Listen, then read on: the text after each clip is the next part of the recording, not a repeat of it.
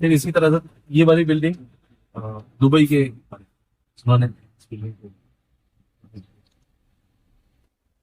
پھر حضرت الحمدللہ کام تو چلتا رہا. مسجد میمنی انہوں نے اس مسجد کا پورا تعاون کیا. یہ زامبیا ایک ہمارے یہاں ایک ملازم تھے, ان کو ساؤتھ افریقہ جانے کا اتفاق ہوا. انہوں نے وہاں سے یہ جو ملازم تھے بڑے فکر مند تھے جانے کے لیے, تو انہوں نے وہاں سے پھر اس مسجد کا اس پوری بلڈنگ کا کیا. اسی طرح ایک ایک بلڈنگ اسی طرح بنتی گئی اور اللہ نے کام لیا.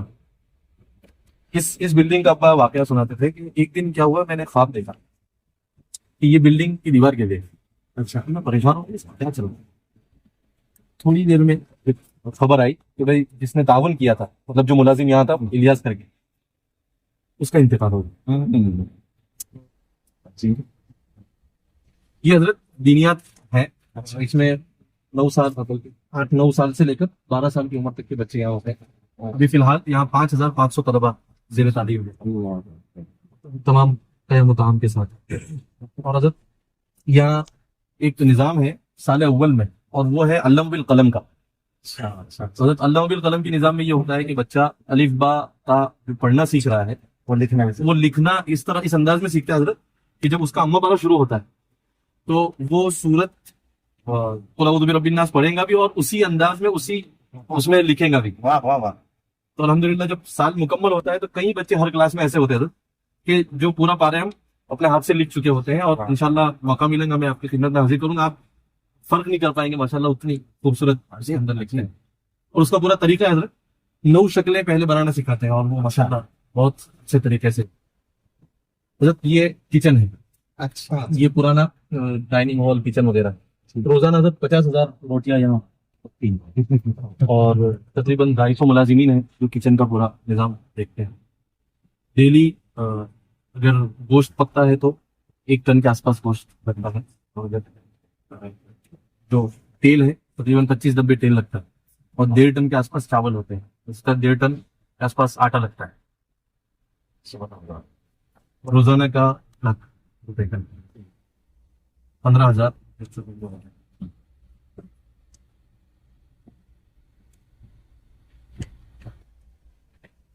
یہ حضرت جا رہے ہیں دارالقرآن کی طرف.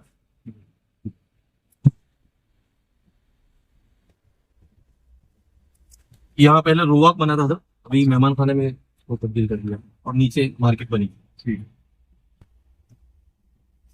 یہ دکان ہے جامعہ کی طرف سے. جی وہ ان کو کرایہ دینا ہے. یہ حضرت دارالقرآن ہے. پہلے وہاں ایک بلڈنگ تھی, لیکن اس کا بھی ایک عجیب واقعہ ہے. یہ جن لوگوں نے ڈونیٹ کیا وہ یہاں آئے تھے, اور انہوں نے وہاں جہاں ہم بیٹھے تھے وزٹ کے آفس, وہاں سوئے ہوئے تھے. آ کر اتفاق یہ تھا کہ کسی سے بھی ملاقات نہیں ہوئی تو لیٹ گئے. تو انہوں نے خواب دیکھا کہ آپ صلی اللہ علیہ وسلم آئے ہیں, اور صلی اللہ علیہ وسلم نے کہا کہ یہیں پر تمہیں بلڈنگ بنا کے. تو انہوں نے کہا کہ پھر ہم نے تہیہ کر لیا کہ یہی کام کرنا ہے. تو حضرت ابھی فی الحال یہاں 3,500 طلبہ حفظ کر رہے ہیں, اور اب تک یہاں سے 11,000 طلبہ حفظ مکمل کر کے. جب وہ حضرت انہوں نے جب یہ بلڈنگ کا کام شروع ہوا تو اس درمیان ان پر بھی حالات آئے. ان کے اوپر کچھ مسائل وہاں جہاں کے تھے, تو والد صاحب نے کہا کہ آپ فکر مت کرو, ایسا ہو تو کوئی مسئلہ نہیں ہے, ہم کسی اور سے نہیں. انہوں نے کہا کہ ہماری نیت ہے تو انشاءاللہ اللہ نے ان کے حالات بھی درست کیے, اور انہوں نے ماشاءاللہ پوری یہاں امداد کی. جب وہ یہاں پہنچے حضرت یہ بلڈنگ ختم ہونے کے بعد بہت روتے تھے کہ ہم نے جو کنٹریبیوشن دیا وہ ہم کو نہیں پتا تھا کہ اللہ پاک اتنا بڑا کام ہے. حضرت یہ پورا یہ ہے وہ ہال جو جی وہ ہال ہے. یہ حضرت 110 square metre 110 metre by 66 running metre, مطلب تقریباً 2 ایکڑ کے آس پاس کا یہ ہال. اس میں بیچ میں ایک بھی ستون نہیں. اللہ. ابھی حضرت یہاں کام شروع ہونا ہے, کسی وجہ سے کام رکا ہوا تھا.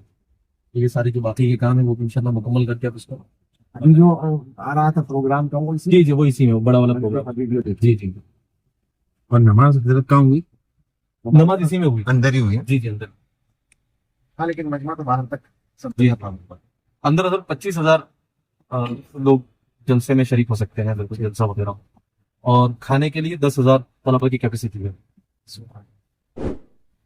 دعا فرما دیجیے. ابھی یہاں شروع ہو گئے وہاں کھانا؟ جی یہاں کھانا تو ابھی شروع نہیں ہوا, انشاءاللہ 1 مہینے میں پوری کوشش کریں گے شروع ہو جائے. اس سے پہلے جب اس کے تقریباً تمام کام مکمل ہو گئے تھے, صرف کچن کا کام باقی تھا, ہال کا کام پورا مکمل ہو گیا تھا, تو عاشورہ کا روزہ وغیرہ افطاری ہاں جی یہاں وہ ویڈیو آیا.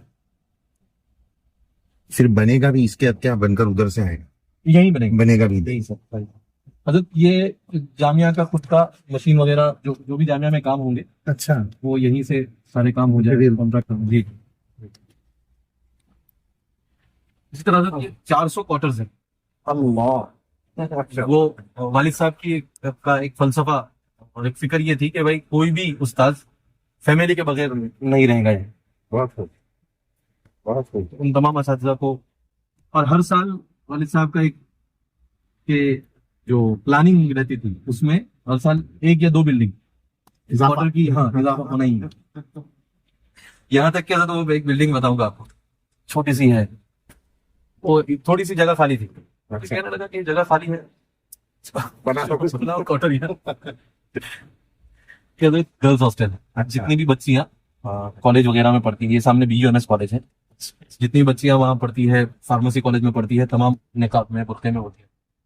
یہ تو یہ یہاں پر بچیاں رہتی ہیں تقریباً 400-500 بچی. وہ حضرت جو بلڈنگ ہے وہ جو 5 منزلہ ہے, جی جی وہ چھوٹی سی جگہ تھی. جب بلڈنگ بننے سے پہلے اگر دیکھتے تو وہاں یہ بلڈنگ بن ہی نہیں سکتی. کتنی بڑی بن گئی, اچھی جی جی تقریباً 20 مکان اس میں بن گئے.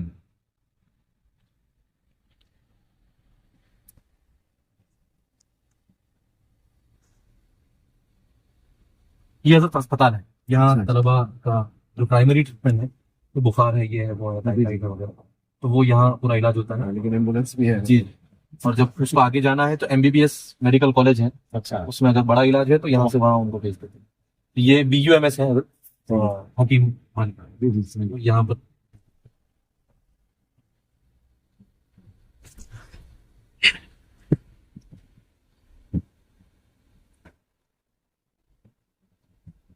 جو دارالقرآن ہم نے دیکھا تھا, جی شیخ عبداللہ علی البصفر کو والد صاحب ہمیشہ مدعو کیا کرتے تھے.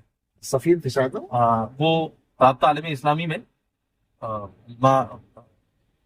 معہد لتحفیظ القرآن الکریم, اچھا اس کے امین عام تھے. تو وہ ہر مسابقے میں تقریباً 2 یا 3 مرتبہ ہے. جب بھی وہ آتے تھے کہ ان کا مشن قرآن کا ہی تھا, صحیح. تو وہ کہتے تھے اکبر تحفیظ القرآن الکریم فی العالم. بالکل صحیح. انشاءاللہ. اور حضرت قرآن کریم سے اتنا شغف تھا, اور ہمارے اندر بھی اس کی محبت پیدا کرنے کی عجیب عجیب ترکیب تھی ان کے پاس. وہ صرف بولتے نہیں تھے کہ پڑھو.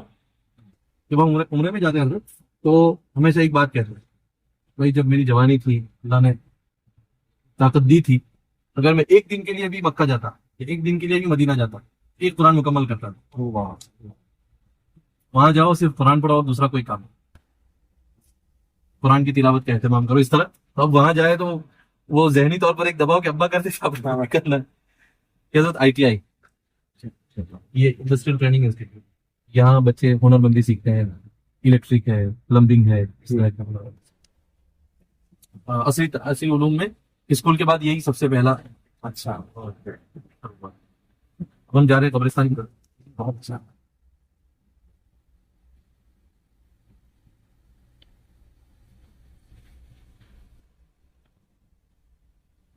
ہدیہ کے اندر الہدایہ مشترک ان کا عام معمول تھا. کوئی آدمی سفر میں ہوتے, کوئی ہدیہ دیتا تو فوراً اس کی تقسیم شروع ہو جائے. ڈرائیور کو دیں گے, مولانا حسن عبداللہ صاحب ساتھ میں رہتے تھے, ان کو دیں گے کہ ہمیں ہدایہ مشترک, اور کوئی دوسرا ساتھ میں رہیں گے اس کو دیتے. کیا بات. کوئی کتاب کوئی مؤلف سے ملتا اور کتاب اچھی لگ جاتی, انشرا ہو جاتا, تو ایسا نہیں کہ ہاں ماشاءاللہ بہت اچھی, فوراً 200-300 کتاب کا آرڈر دیتے تھے کہ بھائی بھیج دو. کیونکہ والد صاحب کے حساب سے بھائی اس کا تعاون یہ ہے کہ اس سے کتاب خریدی جائے, زبانی جمع خط سے زیادہ.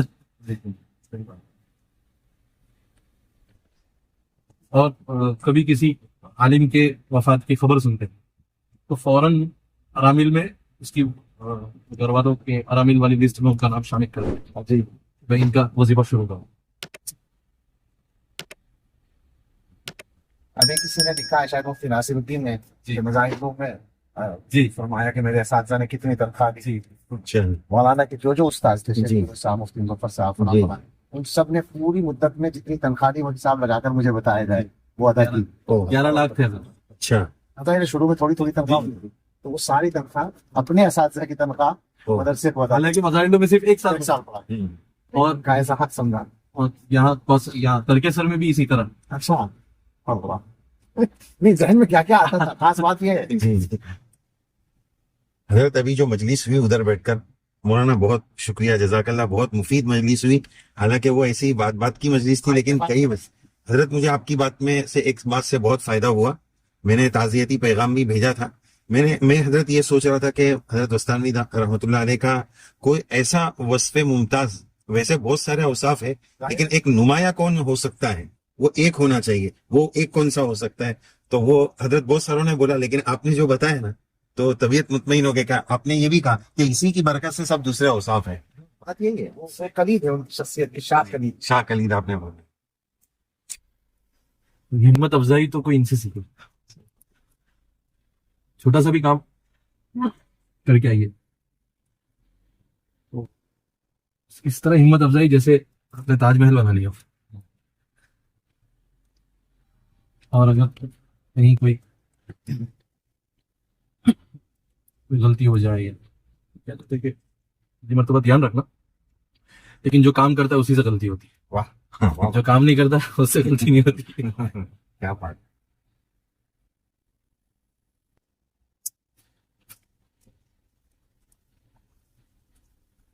حضرت ایتام اور ارامل کے معاملے میں تو ان کا وصف خصوصی تھا, عجیب خصوصی توجہ تھی. عجیب عجیب.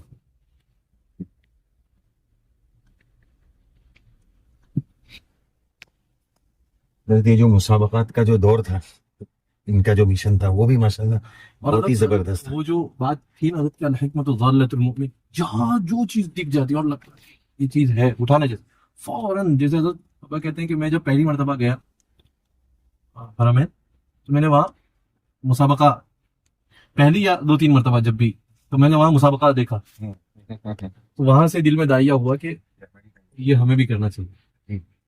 اور علامہ بالقلم کا ایسے ہی بنگلہ دیش گئے تھے, وہاں دیکھا اچھا وہ جو حضرت جو سامنے جی وہ ہاں وہ جو پوری گلی ہے جی وہ حضرت جامعہ وہاں سے شروع ہوا. اچھا پہلی وہ یہ ہے وہ جو 5-6 وہ چھپڑ وغیرہ لگا ہوا, پہلے وہ کچا تھا, ابھی تو خیر پکا ہو گیا, ابھی یہاں مکتب چلتا ہے. یہ ہے اصل جی اصل جگہ یہاں سے اٹھ کر وہاں یہاں سے اٹھ کر یہ گاؤں یہ گاؤں ہے, یہاں آئے تھے. اس کو بولتے ہیں مکرانی پھلی.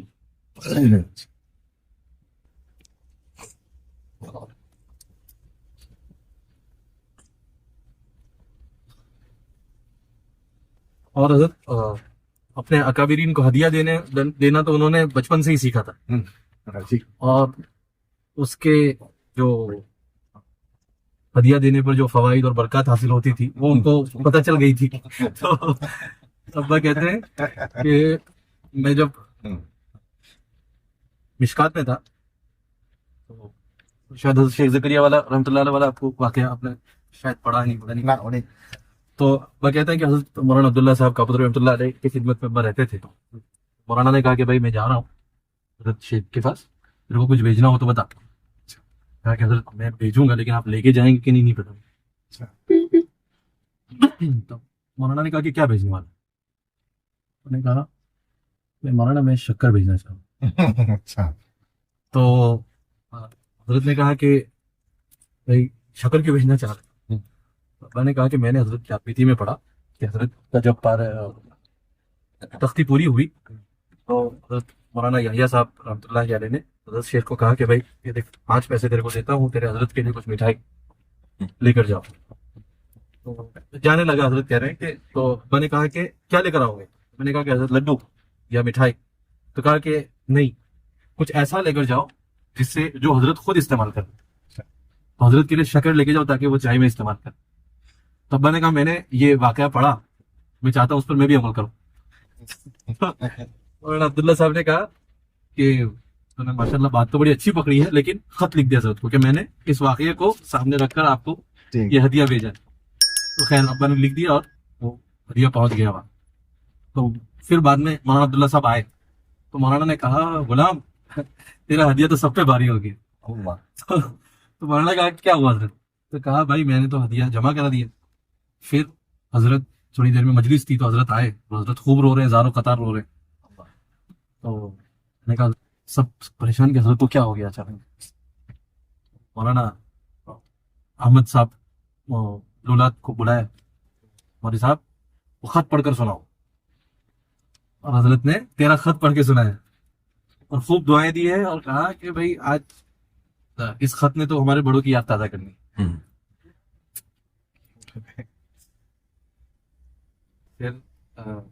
پھر حضرت آگے کا واقعہ یہ ہے، ابا سہارنپور کیسے گئے وہ ابا سناتے تھے میرے کو کہ بیٹا میرے والد صاحب کا اور مولانا اسماعیل صاحب کا یہ مشورہ ہوا تھا کہ غلام کو ہم علی گڑھ بھیجیں گے حکیم بنائیں۔ تو ایک دن مولانا عبداللہ صاحب نے ہمارے والد صاحب کو کہا کہ بھائی ہمارے دادا کا نام اسماعیل، تو کہا اسماعیل بھائی اب اس کو اپنے علی گڑھ نہیں بھیجنے والے۔ دادا نے پوچھا کہ کیوں، کیا ہوا؟ آپ جیسا کہیں، میرے کو مسئلہ نہیں ہے۔